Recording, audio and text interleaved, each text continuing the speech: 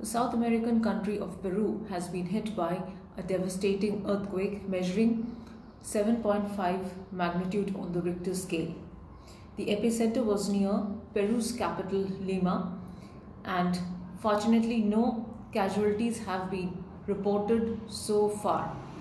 Roads and highways have suffered damages as cracks were seen along the lines.